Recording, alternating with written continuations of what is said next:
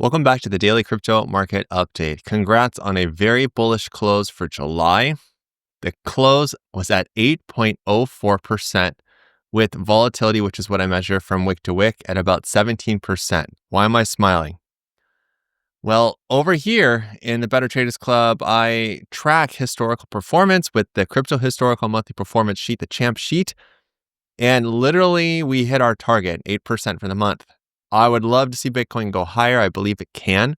I think that this August is going to be different, and actually it lines up with the top year cycle theory. Not going to be talking about that in today's video, but this is pretty insane. And Ethereum absolutely blew this out of the water, as we know. Let's go back over here to TradingView to talk more about some other things that I'm seeing. For one, I know that it's frustrating that Bitcoin did not go back up here to 123,000. There's still a liquidation squeeze, rather a short squeeze liquidation cascade that can happen if Bitcoin's going to go up higher. Closing inside of the cloud is not a bullish sign. It's an unfortunate way to start this first month, but it's just the first, 9 hours and 50 minutes of the month, really. So I want to look at a couple of things just to touch back on what I've shared in previous videos. RSI last month did close at 76.67%. I know it doesn't feel bullish right now, but you have to understand that anytime that monthly RSI is above 70, it's bullish. When we start to get above 90, this is when we start to get toppy. Back over here in November, we saw a top of 82.67 and then in January, 81.83. So we've only have this really mild top here at 76.67. The one thing to watch, obviously, are these lower highs. And of course, we want to see a higher high on RSI this month, which I think is possible. Now, let's go over here to the weekly. Unfortunately, this weekly candle has dropped off a lot. We're looking at something else that's really interesting happening that happened before, actually.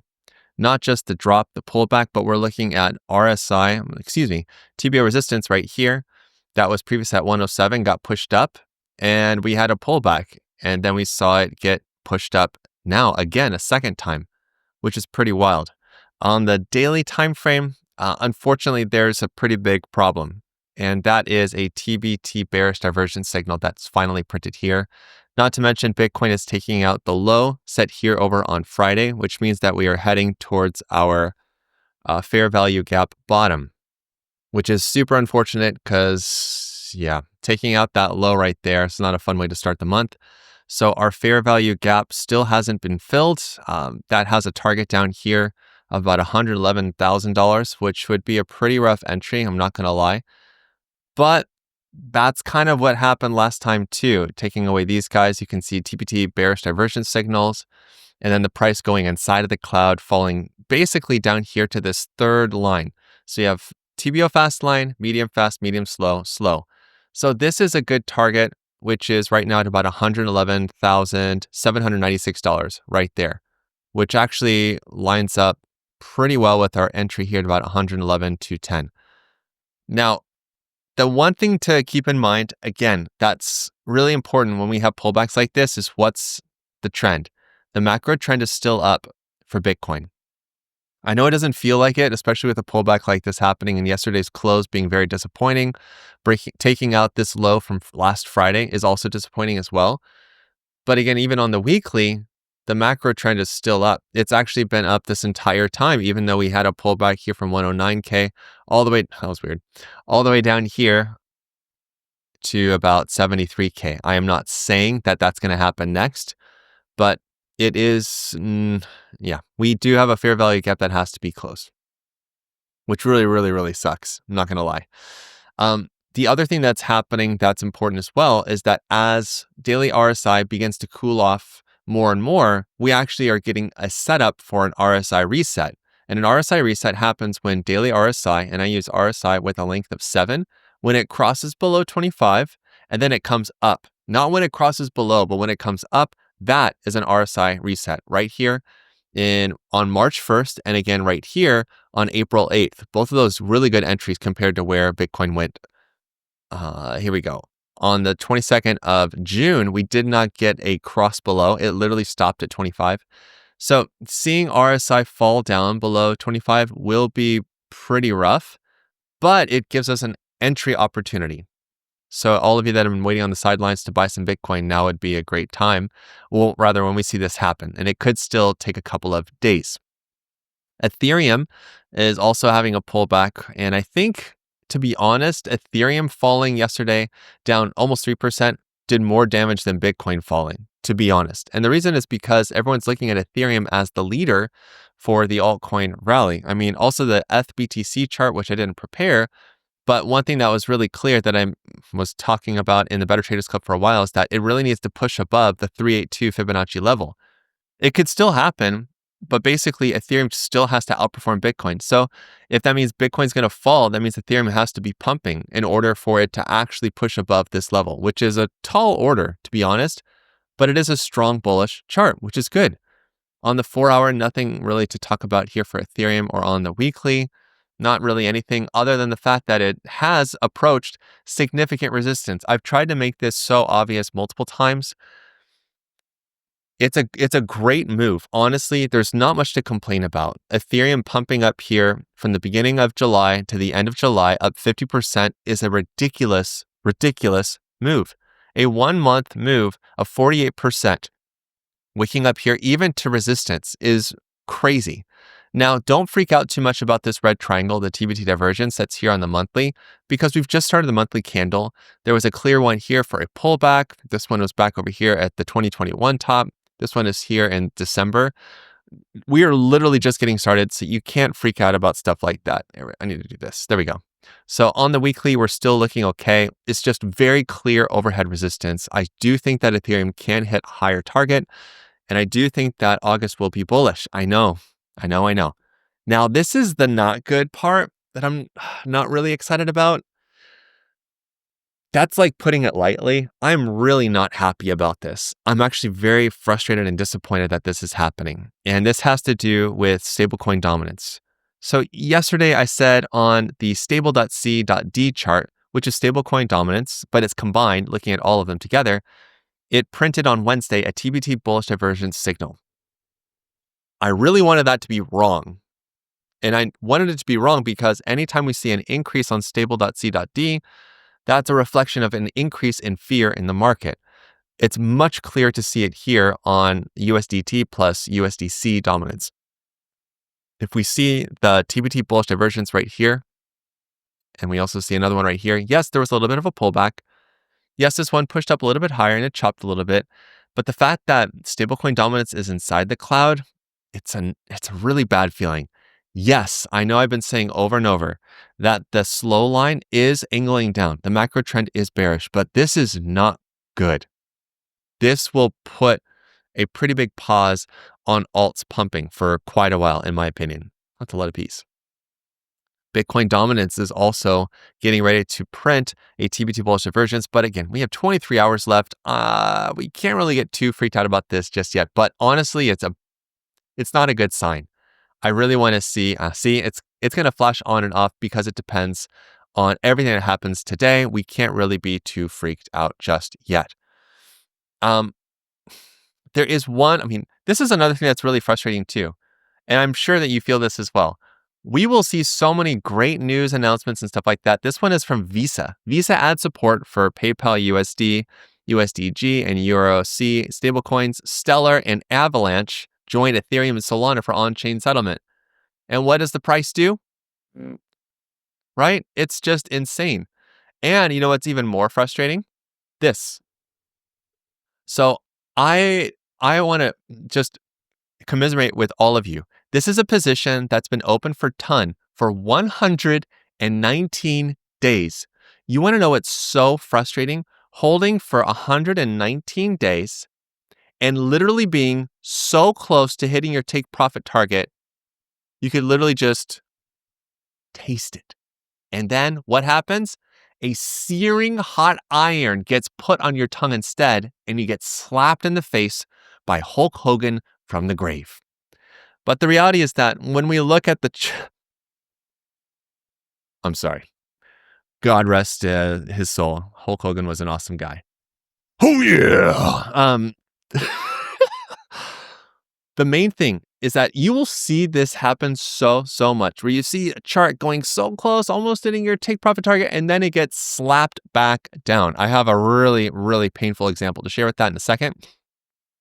But I'm not worried, because if I've waited 119 days for this to close, I'm going to wait 120 and 121, because we are literally so close to TON hitting this stupid take profit target. Now, there will also be charts like this. I am actually okay with this. This is a position that opened up here on Ethereum back on the 31st of July. Back on. Just a month ago, Aaron. It was literally just yesterday. And it has a take profit target up here, about 5% or so. Oh, maybe it's not for me. Oh, I'm sorry, 3 days. My bad. So it started here. So this is our take profit target here, 1%. So it has our first buy order around here. And you know what's awesome about DCA bot trading is that even if things get really ugly, I am fully prepared. Now, do I really expect Ethereum to go down to even $2,400? No, please. But I would not be surprised if it falls down here to 32.69 if we have some sort of dramatic sell-off, something like that happens. But this is the beauty of DCA bot trading. I'm prepared to buy the dip. This is why I love it so much. Now, again, I wanted to be real with you guys on SPX. Man, I caught a great move on that chart. It was a great reversal move. And you know what's hilarious is I actually bought more just before it started to pop yesterday. And I literally sold at the top right here, $2.0185. That was me selling here on Bybit, only for the price to fall another 20%. So what do? Well, I wait for signs of a reversal, a little bit too early, to be honest. And I do the same thing again, and I'm going to be selling the bounce again. This is probably not going to get hit, but I'd love to be optimistic. But this is how I trade, and it works really well for me. It will be super frustrating to see prices go so close to where you want to take profit. And sometimes they don't hit your take profit target either. Pump yesterday had an incredible move. We saw Pump yesterday shoot up, gosh, what, like 20%, 27%? I have to go to the daily actually to find the right price. So give me a second. It's not really going to do it well. But basically, we saw it shoot up here. Yeah, 25%, which was awesome. So I'm in a position actually on Pump that I've been trading for a while, and I'm just waiting to find these signals to basically trade myself out of a hole, which I've done so many times, even with a terrible entry like this, which I thought was going to be good, and it got slapped away from me. I wish I waited for this low right here. But the reality is that trading these big 20% moves, buying the dip, selling the bounce, buying the dip, buying the dip and selling the retracement right here. I just had Spidey sense going off literally last night, watching this chart going, no, I'm out. And even though I wasn't at my take profit target, I actually brought down my break even price a lot. So this is how I've traded for the longest time, and it works really well for me. I would love for this to be the Pico bottom right here. And even if it's not, it's okay. I would love for it to go up much higher. It depends on what's going to happen today. And even if it doesn't, I might actually sell at a little bit of a loss so that I can break up, or rather free up funds to buy on the next dip in case we dip lower. This is stuff I talk about in our courses, The Better Traders. This is why it's so important to understand crypto is extremely volatile. It's extremely just crazy and emotional, but we can use it to our advantage to buy the dip and sell the bounce. And as long as you stick to DCA trading strategies, you will dig yourself out of some insane holes. I've been in trades that were down 75, 80, 85% and close it in the green. So patience pays. It really does. So whether it's 119 days, whether you're down 20, 30, 40%, you can still close out in the green as long as you know how to do so. And that's what we talk about in 15 Minutes to Financial Freedom, which is on sale right now. Just so you guys know, you can learn more about it. The link is in the description down below. And it also comes with a 1-month trial to the Better Traders Club. Okay, so the next thing we need to talk about are today's picks. You guys are awesome. You guys have been talking, or rather sharing a lot of comments on the videos to let me know what charts you're interested in, what is really cool, what's popping to you, what you think is really interesting. And as much as I appreciate all of you, I'm still going to be picking what I want to pick, just so you know. But I want to make sure that I do honor some of you that are asking for coins over and over. So again, leave a comment down below And also make sure to like the video, subscribe if you haven't already, and let's get into today's picks. So first up, yeah, it's going to be a little bit of a rough video today, just so you know. The thumbnail is no joke. It's just a smidgen disappointing right now, today, short term. Now, the main thing to watch for XRP is not only this TBT Bearish Divergence from back over here, a week ago. RSI has just been falling down a lot, which means that we're setting up for an RSI reset. So that's something to watch out for. Yes, we have a bearish cross below for on-balance volume. On the 4-hour time frame, it's also pretty bad. On the hourly time frame, no real signs of recovery yet. But to be honest, I keep looking at the TBO. And the reason why I keep looking at this indicator is because it helps me gauge the strength of the trend. Now, I want to tell you something. Putting in a lower low is not great. It's not. And being inside of the cloud like this is a sign of bearish consolidation, which means basically we do a whole lot of this, but head down. No one really wants to talk about this. No one wants to admit it. But it is an unfortunate truth when the price goes inside of the cloud like this. We also need to keep an eye on the slow line. The slow line gives us a sense of the macro trend, which it is actually pointing up.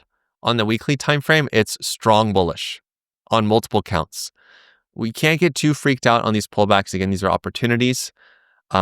Just gotta take deep breaths. TON continues to surprise me. Even today, it's starting to move up. Yesterday, wick to wick, 8%. I really don't know what's happening with TON. I don't know if there's news happening, but clearly volume is in favor of TON, as well as on-balance volume. This is one of the few bullish charts that are out there right now, literally, and it's still massively oversold. Not to mention it has a TBT Bullish Divergence cluster from 3 weeks ago, which is pretty massive. It hasn't really even started to run up yet either, which is crazy to me. Pump, obviously, this one is worth talking about.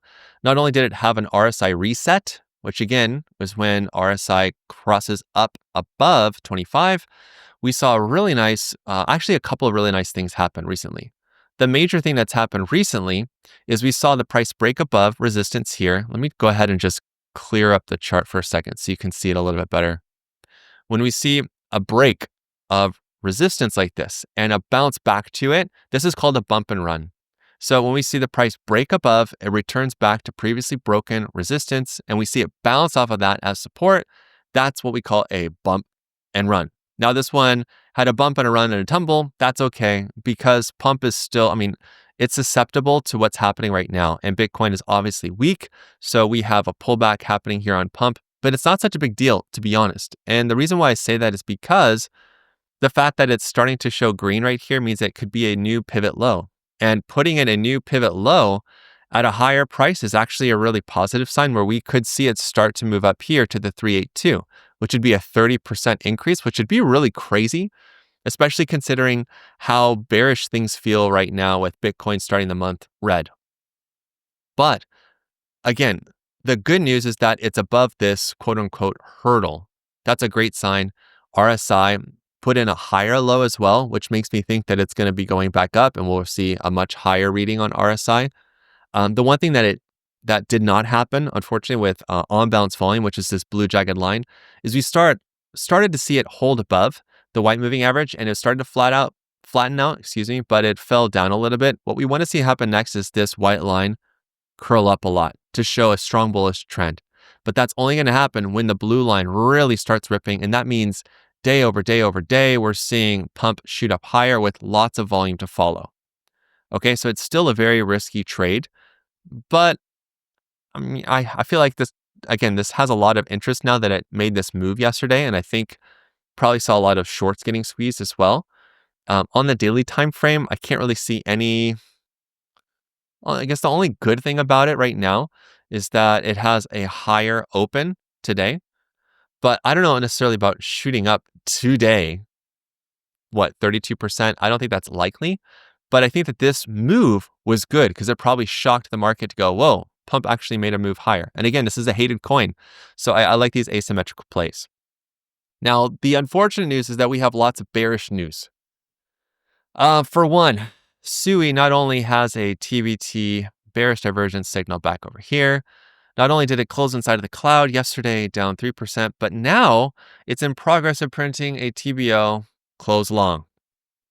TBO close longs let us know that if you entered at the open long position back over here, you might want to consider taking out some profit because the trend could be changing. It's frustrating. It is frustrating, which means that we expect the price to go back up to the fast line, which is currently at 373 or something like that. Now, I do think SUI will be going much higher. I actually finished my my price prediction video for SUI, and I've already scheduled it for YouTube, and I've already let people know in the Better Traders Club Discord server. They actually get a but they get a preview of my Sunday videos because I don't film actively on Sundays, so I film these in advance.